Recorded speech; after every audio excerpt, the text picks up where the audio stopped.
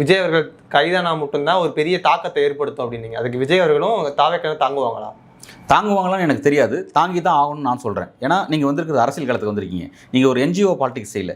உட்காந்து பனையூரில் உட்காந்துக்கிட்டு ஏதாவது ஒரு நல்லது கெட்டது நடந்தால் வந்து ஒரு போஸ்ட்டை போட்டுட்டு ஒரு வாழ்த்து செய்தியை வெளியிட்டுட்டு உட்காந்துட்டு இருக்க மாதிரி என்ஜிஓ பாலிடிக்ஸ் கிடையாது. இது வந்து அரசியல் களம். நீங்கள் சிறைக்கு போக வேண்டியது இருக்கும், சில நெருக்கடி எதிர்கொள்ள வேண்டியிருக்கும், நீங்கள் பல விஷயத்தை உங்கள் சொத்து சுகத்தை இழக்க வேண்டியது இருக்கும். எல்லா விஷயங்களும் இதில் இருக்குது. அது அந்த மாதிரி இது வந்து நீங்கள் நினைக்கிற மாதிரியான என்ஜிஓ பாலிடிக்ஸ் கிடையாது.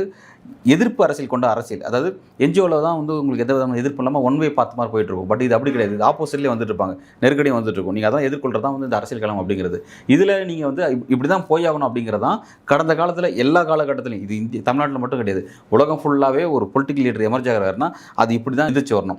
ரத்தத்தை சிந்திருக்கணும், வேர்வை சிந்திருக்கணும், தன்னுடைய தனிப்பட்ட சுக வாழ்க்கை, துக்க வாழ்க்கை எல்லாத்தையும் அவங்க இழந்திருக்கணும். இப்படிலாம் இழந்தால் மட்டும்தான் இழப்பின் அடிப்படையில் தான் வந்து ஒரு தலைவர் எமர்ஜ் ஆகி நிற்க முடியும். எந்த விதமான இழப்பையுமே பார்க்காம நான் வந்துட முடியும், நான் முதல் நாட்களை கைப்பற்ற முடியும்னு நினைக்கிறதுங்கிறது பகல் வேஷம். அது வந்து ஒரு கனவு. உங்களை நீங்கள் ஏமாற்றிக்கிறீங்க.